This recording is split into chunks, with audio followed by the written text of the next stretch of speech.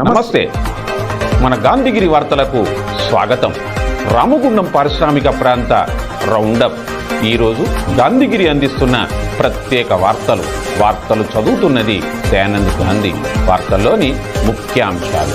దిష్టిబొమ్మ దహనం చేసిన ఎన్ఎస్ఏ శ్రేణులు, బీఆర్ఎస్ నేత కౌశికారి ప్రెస్ మీట్, పోలీసుల అవగాహన కార్యక్రమం, గోదావరికంలో అగ్ని ప్రమాదము, వివరాలు. ఈ రోజు గాంధీగిరి వార్తలను సమర్పిస్తున్నది శ్రీకాంత్ కంటి దవాఖానా. కోల్బెల్ కు కంటిపాప, అన్ని వర్గాలకు వెలుగు కిరణం. డాక్టర్ శ్రీకాంత్ సారథ్యంలో వైద్య సేవల్లో శ్రీకాంత్ కంటి దవాఖానా. ఏప్రిల్ 15 నుండి ప్రతి గురువారం ఉచిత వైద్య నేత్ర శిబిరం. కంటి పొరకు ఆపరేషన్ 5,000 రూపాయలకే చేయబడును. లక్కం భిక్షపతి కార్యనిర్వహణలో శ్రీకాంత్ కంటి దవాఖానా, లక్ష్మీనగర్, గోదావరికని. Phone number 8074911632. మహిళల భద్రత, సైబర్ నేరాల నివారణకు సమాజం బాధ్యతగా ముందుకు రావాలని పోలీసు అధికారులు పిలుపునిచ్చారు. ప్రజాపాలన ప్రగతి ప్రణాళిక కార్యక్రమంలో భాగంగా ఈరోజు ఎన్టీపీసీ కాకతీయ హాల్లో ఎన్టీపీసీ పోలీసుల ఆధ్వర్యంలో వివిధ శాఖల అధికారులతో అవగాహన సమావేశాన్ని నిర్వహించారు. ఈ కార్యక్రమంలో మహిళల భద్రత, మైనర్ బాలికల రక్షణ, మత్తు పదార్థాల వినియోగం, రోడ్డు ప్రమాదాల నియంత్రణ వంటి సైబర్ నేరాలు నివారణ చర్యలు, ట్రాఫిక్ నిబంధనలు, రోడ్డు భద్రత, గంజాయి, మత్తు పదార్థాల వల్ల కలిగే దుష్పరిణామాలు, వాటి నివారణ చర్యలు, మత్తు పదార్థాలకు అలవాటు పడిన వారిలో మార్పు కోసం పోలీసులను, డియాక్షన్ సెంటర్లను ఎలా సంప్రదించాలనే అంశంపై Peddapalli DCP B Ramareddy, municipal commissioner Arnasri, deputy mayor Patapalli Ellaiah, Godavarikhani ACP Ramesh ముఖ్య అతిథులుగా హాజరై అవగాహన కల్పించారు. ఈ కార్యక్రమంలో రామగుండం సిఐ కృష్ణకుమార్, గోదావరికని 1 టౌన్ సిఐలు Indrasenareddy, Afzaluddin, NTPC SI Uday Kiran, Lachanna, Ramagundam SI Sandhyarani, ఇతర ప్రభుత్వ శాఖల ప్రజాప్రతినిధులు, మహిళలు తదితరులు ఉన్నారు.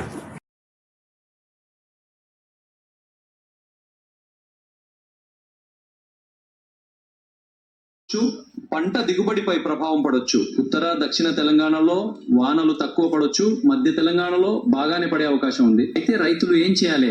ఒకవేళ భూగర్భ జలాలు, బోర్లు, నదులు, చెరువులో నీళ్లు తగ్గిపోయినా రైతులు నష్టపోవద్దని తెలంగాణ ప్రభుత్వం ప్రత్యామ్నాయ పంటలు వేయాలని సూచిస్తోంది. కంది, పెసర, మినుము, జొన్న, సజ్జ, కొర్రలు,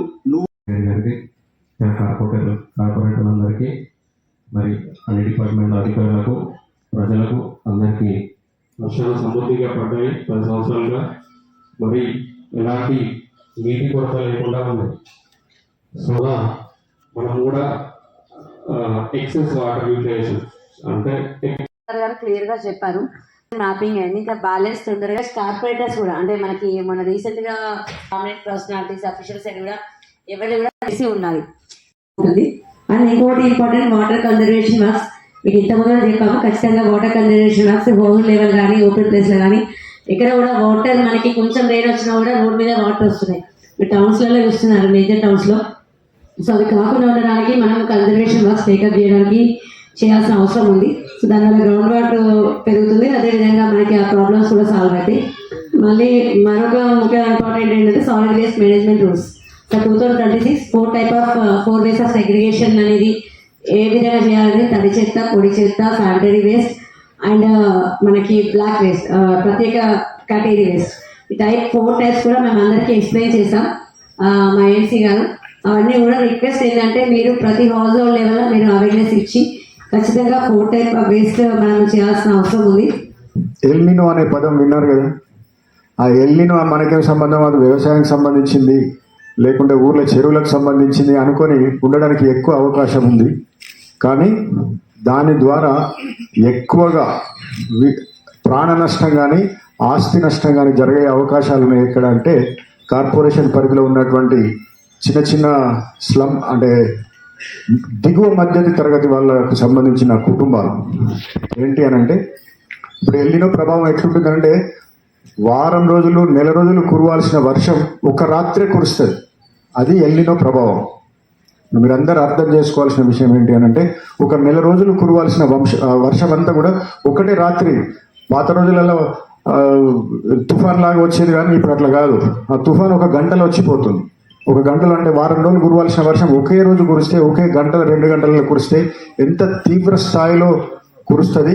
ఎంత తీవ్ర స్థాయిలో వరద వస్తుంది అనేది దయచేసి మీరు గుర్తించాలి. First women safety. నేను ఒక బాధ తప్త హృదయంతో చెప్తున్నాను, పెద్దపల్లి డివిజన్లో ప్రతిరోజు ఒక కేసు, మన గోదావరిఖని డివిజన్లో 2 కేసులు ఉంటున్నాయి. దేనికి సంబంధించినంటే అమ్మాయిలు ఎలోపి, మైనర్ గర్ల్స్ని మభ్యపెట్టి పెళ్ళైన వాళ్ళు ఎక్కువ కనబడుతుంది దాంట్లో అక్యుడుగా. అంటే ఆ పేర్లు మేము జనరల్గా చెప్పకూడదు, మన లీగల్గా కూడా అది చట్ట వ్యతిరేకం. కాబట్టి మనం అందరం దీన్ని కంకణబద్ధంగా ఈ మార్పు చేస్తే కానీ మార్పు రాదు. ఎందుకంటే ఎవరైనా మన ఇంట్లో 4 ఫోన్లు ఉంటే నలుగురు దగ్గర 4 ఫోన్లు ఉంటే ఎవరి ఫోన్లో వాళ్ళు బిజీగా ఉంటున్నాం. దాన్ని మనం రూపుమాపి ఫస్ట్ మన ఇంట్లో నుంచే స్టార్ట్ చేయాలి. ఇందాక మా ఏసీపీ గారు కూలంకుషంగా చెప్పారు. ఎందుకు దాన్ని అంటే నేను మళ్ళీ దాంట్లో డీప్గా పోలేను. మనందరి బాధ్యత ఏంటంటే మైనర్ గర్ల్స్ని వాళ్ళ మీద జరిగే అఘాయిత్యాలను వాళ్ళు తెలియక పాపం ఆ దారిలో పడుతుండ్రు. కాబట్టి మనం అందరం దాన్ని నివారించడానికి అందరూ ఒక ధ్యేయంగా ఇది మా బాధ్యతాయుతంగా మనం పనిచేస్తే గానీ అది కంట్రోల్ చేయలేదు. జగదాంబ లినెన్ కాటన్ స్టోర్ గోదావరిఖనిలోనే మొట్టమొదటి అతిపెద్ద జెంట్స్ క్లాత్ షోరూమ్. రాబోయే పండుగలు, మ్యారేజ్ సీజన్ కోసం స్పెషల్ ఆఫర్స్. 999 రూపాయలకే 4 ప్యాంట్ క్లాతులు, 999 రూపాయలకే 4 షర్ట్ క్లాతులు, 999 రూపాయలకే 2 రేమాన్ ప్యాంట్ క్లాతులు, 999 రూపాయలకే 2 అరవింద్ ప్యాంట్ క్లాతులు, 599 రూపాయలకే మీటర్ 60 వైట్ లెనిన్ షర్టింగ్, 799 రూపాయలకే metre 70 lea white linen shirting, 899 రూపాయలకే metre 80 lea white linen shirting, 999 రూపాయలకే metre 100 lea white linen shirting. Jagadamba linen cotton store, Laxminagar, Godavarikhani.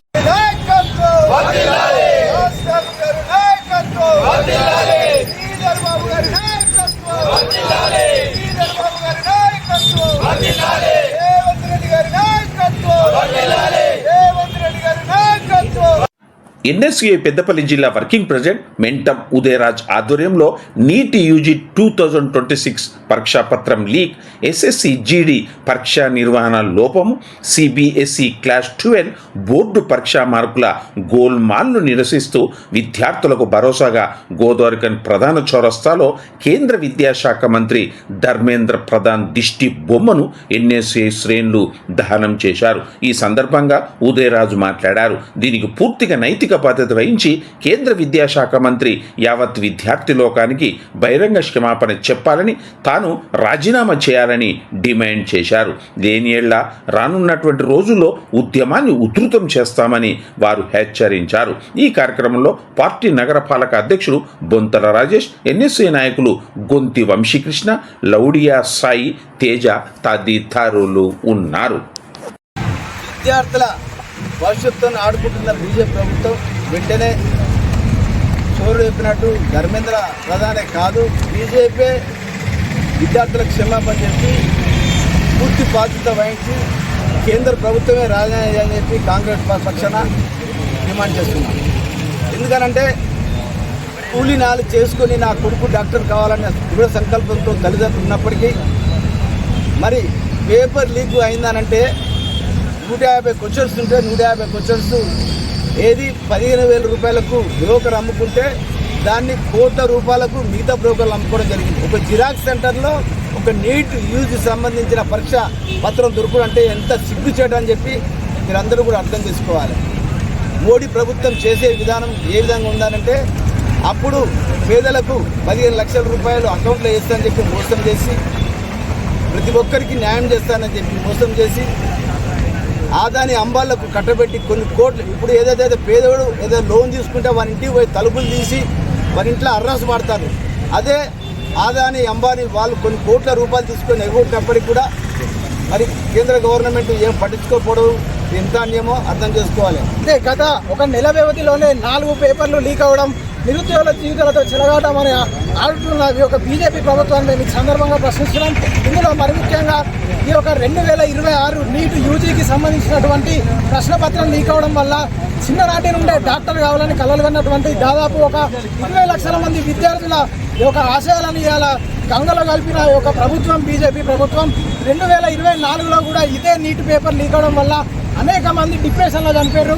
ఇప్పుడు కూడా 2026లో ఎగ్జామ్ అయినప్పటికీ కూడా ఇప్పుడు క్వాలిఫై అయినాం, ఇన్ని రోజులు కష్టపడి చదువుకున్నామని ఒక సంతోషంలో విద్యార్థులకు కనీసం ఆ యొక్క కలిగే సమయంలోపే మళ్ళీ కేవలం ప్రభుత్వం నిర్లక్ష్యం వల్ల ఈ యొక్క ప్రశ్నపత్రాలు లీక్ అవడం వల్ల ఇవాళ మా జీవితాలు ఆగమేనని చెప్పని సుమారు 12 మంది విద్యార్థులు కూడా దేశవ్యాప్తంగా నీటి విద్యార్థులు చనిపోవడం నిజంగా బాధాకరం. మరి వాళ్ళ తల్లిదండ్రులందరూ కూడా ముక్కలను ముక్కలు చేసుకొని మరి వాళ్ళ యొక్క పిల్లల భవిష్యత్తు బ్రహ్మాండంగా ఉండాలని చెప్పని ఈ యొక్క చదివిపిస్తే ఇవాళ వాళ్ళ యొక్క భవిష్యత్తుతోటి కేంద్రంలో అధికారున్నటువంటి బీజేపీ ప్రభుత్వం తెలంగాణ ఆడడం ఇది సమంజసం కాదు. అలాగే ఎస్ఎస్సి జీడీకి సంబంధించినటువంటి కానిస్టేబుల్ ఎగ్జామ్ పరీక్షలో కూడా మరి ఈ యొక్క అవకతవకలు జరిగినాయి. ఈ యొక్క అవకతవకల వల్ల కూడా అనేకమైనటువంటి అక్రమాలు జరగడం వల్ల నిజాయితీగా కష్టపడి చదువుకొని ఉద్యోగం రాద్దాం అనుకున్నటువంటి ఏ ఒక్కరికి కూడా న్యాయం జరగలేదు. అలాగే సిబిఎస్ఈ ఎగ్జామ్కి సంబంధించి క్లాస్ 12 అంటే ఇంటర్మీడియట్కి సంబంధించినటువంటి ఆ యొక్క ఆన్సర్ షీట్స్ కరెక్షన్లో కూడా ఓఎస్ఎం అంటే ఆన్ స్క్రీన్ మార్కింగ్ అనే ఒక విధానాన్ని తీసుకొచ్చి ఇవాళ సిబిఎస్ఈ విద్యార్థుల జీవితాలతో కూడా చెలగాటలు ఆడుతున్నారు. మరి వాళ్ళ యొక్క రివాల్యుయేషన్ కోసం ఆన్సర్ షీట్స్ అప్లై చేస్తే వాళ్ళ ఆన్సర్ షీట్ కాకుండా ఇంకో ఆన్సర్ షీట్లు అవడం, వాళ్ళు రాసిన ఆన్సర్ షీట్లు అన్నీ కూడా మరి బ్లాక్గా కనిపించడం, మార్కులు సరిగ్గా బిగించకపోవడం, ఇవన్నీ కూడా విద్యార్థుల భవిష్యత్తుని చెలగాటం ఆడడమే. మరి వీటన్నిటికీ నైతిక బాధ్యత వహించి కేంద్ర విద్యాశాఖ మంత్రి అయినటువంటి ఈ యొక్క ధర్మేంద్ర ప్రధాన్ వెంటనే రాజీనామా చేయాలి. ముక్కు నేలకు రాసి యావత్ విద్యారంగానికి విద్యార్థులందరికీ క్షమాపణ చెప్పాలి. ఎందుకు తెలంగాణకు గుండెకాయగా ఉన్న సింగరేణి అవినీతిమయమైందని, సింగరేణి గురించి ఎన్నికల సమయంలో కాంగ్రెస్ పార్టీ ఇచ్చిన హామీలు నెరవేర్చకపోగా సింగరేణిని నిర్వీర్యం చేస్తున్నారని బీఆర్ఎస్ నేత కౌశిక హరి అన్నారు. గోదావరికంలో ఏర్పాటు చేసిన ప్రెస్ మీట్లో ఆయన మాట్లాడారు. ఈ నెల 13న విఠల్ నగర్ నుంచి ఆర్జీవన్ జీఎం కార్యాలయం వరకు పాదయాత్ర నిర్వహిస్తున్నామని, జీఎం కార్యాలయం వద్ద నిరసన చేపడుతున్నామని చెప్పారు. ఈ ప్రెస్ మీట్లో నాయకులు Parlapalli Ravi, J V Raju, I Satyam, Vasarla Joseph, Kodati Praveen తదితరులు ఉన్నారు. తెలంగాణలో ఉన్నటువంటి సింగరేణి కార్మికులకు న్యాయం చేయాలని చెప్పేసి ప్రత్యేక చొరవతోటి గతంలో ఉన్నటువంటి ఏదైతే వారసత్వాన్ని మళ్ళీ 20 ఏళ్ళ తర్వాత కొనసాగించే విధంగా ఇవాళ కేసీఆర్ గారు తీసుకొని దాదాపు 18-19 వేల మందికి ఇవాళ వారసత్వం కింద ఇవాళ ఉద్యోగాలు వచ్చినాయి. ఇవాళ 40 వేల మంది ఉద్యోగులు పనిచేస్తూ ఉంటే అలా దాదాపు సగం మంది వారసత్వం కింద వచ్చినటువంటి కార్మికులే ఇవాళ పనిచేస్తూ ఉన్నారు. ఆ ఘనత అంతా కూడా బీఆర్ఎస్ పార్టీదే. అట్లాంటి వారసత్వాన్ని ఇవాళ టీజీపీకేఎస్ ఆధ్వర్యంలో కావచ్చు, బీఆర్ఎస్ ఆధ్వర్యంలో ఉద్యమాలు చేసి సాధించుకున్నటువంటి హక్కును ఇవాళ అనేక తప్పుడు హామీలు ఇచ్చినటువంటి కాంగ్రెస్ పార్టీ 420 హామీలు ఇచ్చి దాంట్లో అనేక హామీలు సింగరేణి కూడా చెప్పి ఇవాళ ఏ ఒక్క హామీని కూడా సింగరేణిలో అమలు పరచకుండా సింగరేణి ప్రాంతంలో గెలిచినటువంటి ఎమ్మెల్యేలు కావచ్చు, మంత్రులు కావచ్చు, ముఖ్యమంత్రి కావచ్చు, వీళ్ళందరూ కూడా ఎన్నికలకు ముందు మీకు అన్ని రకాల ఆదుకుంటామని చెప్పి మభ్యపెట్టి ఇవాళ ఉన్నటువంటి హక్కులను పూలగొట్టే పరిస్థితి వాళ్ళు తీసుకొస్తా ఉన్నారు. ఒకవేరే వైపు సింగరేణి మొత్తం అవినీతి చేస్తూ సింగరేణిను భ్రష్టు పట్టించి నష్టాల దిశగా తీసుకుపోయి ఆఖరికి అమ్ముకునే తీసుకొచ్చే పరిస్థితులు ఒకవైపు అయితే, ఇవాళ కార్మికులకు గత 3 ఏళ్లుగా రావాల్సినటువంటి మెడికల్ బోర్డు ఇప్పటివరకు కూర్చోవడం లేదు. కూర్చున్నా కానీ అరకొరగా సమాధానం చెప్పడం, అందరినీ అన్ఫిట్ చేయకుండా, పూర్తిగా పేషెంట్లు ఉన్న వాళ్ళని కూడా అన్ఫిట్ చేయకుండా ఇవాళ ఈ మెడికల్ బోర్డును అనే దాన్ని నిర్వీర్యం చేస్తూ ఏ ఒక్క కార్మికునికి కూడా ఇవాళ వారసత్వం కింద ఉద్యోగాలు లేకుండా చేస్తూ ఉన్నారు. ఒకవైపు అదైతే అయినటువంటి 400 మందికి కూడా ఇవాళ ఆర్డర్లు ఇచ్చే పరిస్థితి లేదు. ఇంకోవైపు మారుపేర్ల సమస్యకు కూడా వాళ్ళు ఎన్నికల ముందు రాహుల్ గాంధీ కావచ్చు, రేవంత్ రెడ్డి కావచ్చు, ఇక్కడ శ్రీధర్ బాబు కావచ్చు, ఇక్కడ ఉన్నటువంటి ఎమ్మెల్యే కావచ్చు, అనేక హామీలు ఇచ్చారు. అనేక సందర్భాలలో పెద్దగా మాటలు మాట్లాడారు. ఇవాళ మేము డిమాండ్ చేస్తూ ఉన్నాం, ఇవాళ మళ్ళీ ఒకసారి సింగరేణిని ఆర్థికంగా పుంజుకోవాలన్నా, అవినీతిని అరికట్టాలన్నా బీఆర్ఎస్ పార్టీ ద్వారానే జరుగుతుంది. అదేవిధంగా ఇవాళ ఏదైతే మెడికల్ బోర్డుల కార్మికుల పిల్లలకు అన్యాయం జరుగుతుందో దాన్ని కాపాడడం కోసం బీఆర్ఎస్ పార్టీ ముందుండి పోరాటం చేస్తుందని నిన్నటికి నిన్న పెద్దలు హరీష్ రావు గారు మన సింగరేణిలో జరుగుతున్నటువంటి అవినీతి మీద నిన్న వచ్చి రామగుండంలో మీటింగ్ పెట్టి ఎంత అవినీతి జరుగుతుంది వారు చెప్పడం జరిగింది. రేపు 12 తారీఖు కూడా భూపాలపల్లిలో ఉంది.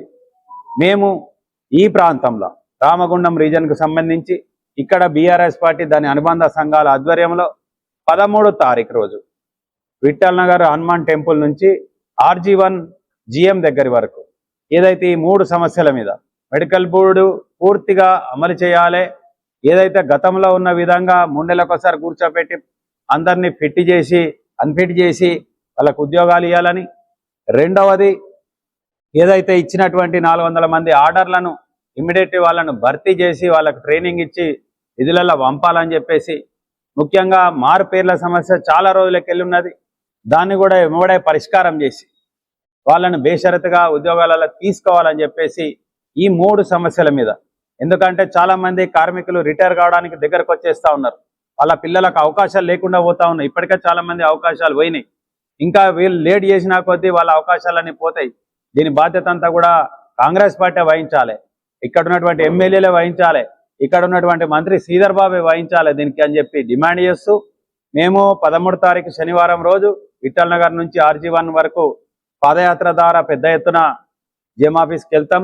అక్కడ నిరసన ప్రదర్శన చేసి ధర్నా చేసి వారికి వినతి పత్రం ఇస్తామని చెప్పి తెలియజేసుకుంటూ ఈ యొక్క కార్యక్రమాన్ని బీఆర్ఎస్ పార్టీ దాని అనుబంధ సంఘాలే కాదు, ఈ ప్రాంతంలో ఉన్నటువంటి అసంఘటిత రంగ కార్మికులు, అదేవిధంగా మారుపేర్ల సమస్యలు ఉన్నటువంటి కార్మికులు పిల్లలు, అదేవిధంగా 400 మంది ఎవరైతే పెండింగ్ ఉన్నదో వాళ్ళు కానీ రేపు రావాల్సిన సింగరేణి కార్మికులు అందరూ కూడా ఈ యొక్క కార్యక్రమాన్ని విజయవంతం చేసి మనం అందరం కూడా సింగరేణి కార్మికుల కోసం వాళ్ళ పిల్లల కోసం బాసటగా నిలిచి ఏదైతే ఇన్ని రోజులు నడుస్తున్నటువంటి హక్కును మనం కొనసాగించే విధంగా బీఆర్ఎస్ పార్టీ పక్షాన మనం పోరాటం చేయాల్సిన బాధ్యత ఇక్కడ ఉన్నటువంటి నాయకుల మనం అందరం మీద ఉన్నది.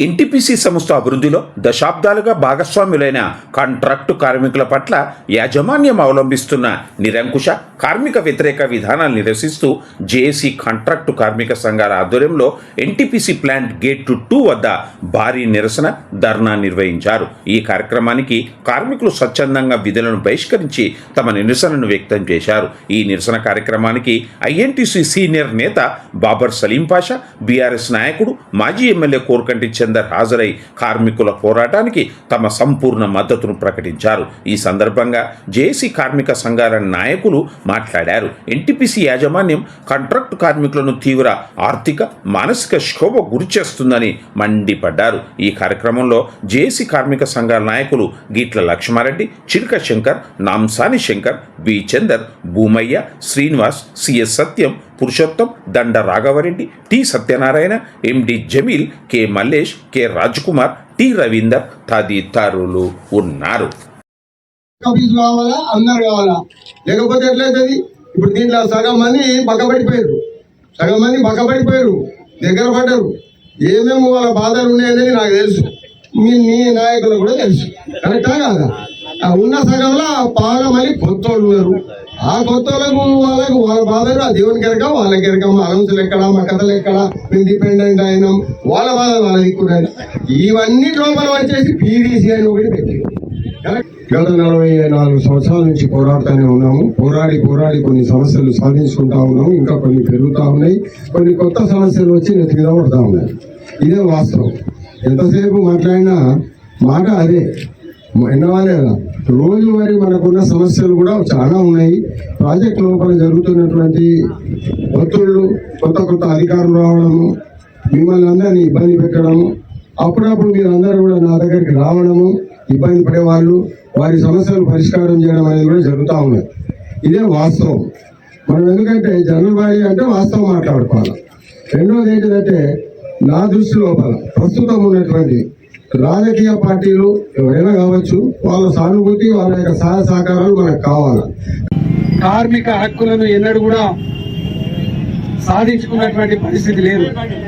అందుకోసమే మళ్ళీ ఈ యొక్క పోరాట క్రమాన్ని ఎదుర్కొని ఈ యొక్క పోరాటంలో ఈ యొక్క పీవీసీకి సంబంధించి, ఏఎంసీకి సంబంధించి, అదేవిధంగా ప్రమోషన్ పాలసీకి సంబంధించి కార్యాచరణ తీసుకున్నటువంటి ఈ యొక్క సందర్భంగా కార్మిక సంఘాల నాయకత్వాన్ని హృదయపూర్వకంగా అభినందనలు తెలియజేస్తూ కార్మికులందరూ కూడా ఈ రోజు ఉద్యోగం రోజు పని మీరు చేసుకుంటూనే ఉంటారు. కార్మిక సంఘాలు ఎప్పుడైతే పోరాట క్రమాన్ని ఎంచుకుంటారో అప్పుడు కార్మిక సంఘాలకు అండగా నిలబడితేనే రేపు అన్నిటికీ కూడా వాళ్ళు కూడా తెగించి పోరాటం చేసేటువంటి పరిస్థితి ఉంటది. గతం నుంచి వెళ్ళి ఇప్పటి వరకు ఎప్పుడైనా ప్రతి సందర్భంలో కూడా ఎన్టీపీసీ కాంట్రాక్టు కార్మికులందరూ కూడా ఒక్కతాటిపైన ఉన్నారు. ఒక్కతాటిపైన ఉన్నందుకే ఆ రోజు నుండి ఈ రోజు వరకు కూడా ఈ ఎన్టీపీసీ యాజమాన్యం భయపడతా ఉన్నది. ఈ రోజు ఈ మధ్య కాలంలో విచ్చలు విడిగా వాళ్ళ పెత్తనం ఎక్కువైపోయింది. ఎందుకు అనంటే ఆ కాంట్రాక్టర్లు వాళ్ళు నేను ఎమ్మెల్యేగా ఉన్నప్పుడు ఈ పీవీసీకి సంబంధించినటువంటి సబ్జెక్ట్ వస్తే నేను అప్పుడు ఇక్కడనే ఇదే వేదిక మీద నుంచి మాట్లాడిన కార్మికులను ఎక్కడ కూడా వేధించొద్దు అని అప్పుడు కార్మిక సంఘాలన్నీ కూడా సీరియస్ గా అప్పుడు పోరాటం చేసిన క్రమంలో 5 ఏళ్ల పాటు ఎన్నడూ కూడా ఈ యొక్క ఇబ్బందులు పెట్టలే. మేము చూసినాం ఈ పోరాటాలను, ఈ యొక్క మనం చేసేటువంటి వాటిని అన్నింటిని కూడా చూసినాం. మరి ఈ రోజు జరుగుతున్నటువంటి పరిణామాలు ఏంది? పీవీసీని ఎందుకు ఇంత ఇబ్బంది పెట్టాలి? పోలీసులు ఎందుకు ఇంత ఇబ్బంది పెట్టాలి? ఇంతకుముందు గతంలో ఉన్నటువంటి విధంగా ఎందుకు అది చేయాలి? ఏదో చిన్న చితక కేసులు అయితే ఉంటాయి కావచ్చు, పోలీస్ స్టేషన్ చుట్టూ కార్మికుడు తిరగాల్సినటువంటి పరిస్థితి ఎందుకు వస్తుంది?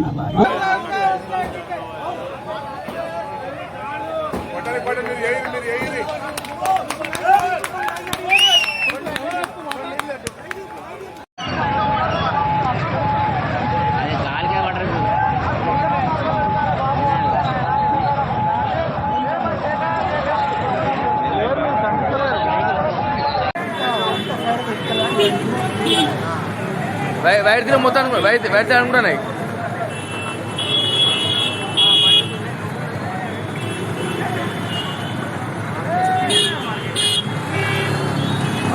మామ అక్కడ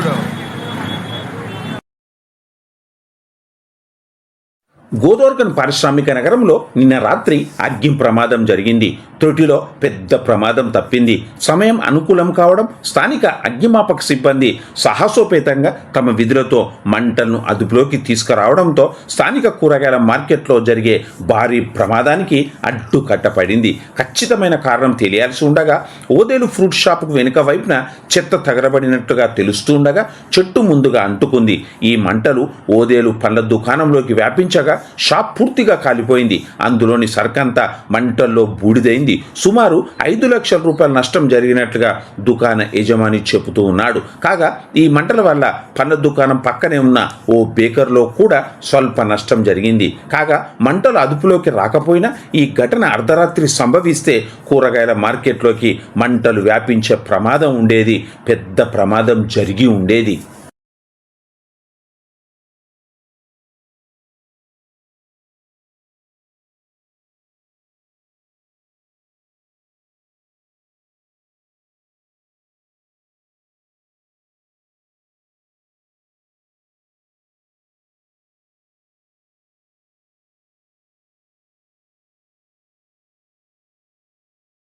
ఇంతటితో గాంధీగిరి వార్తలు సమాప్తం. నమస్కారం.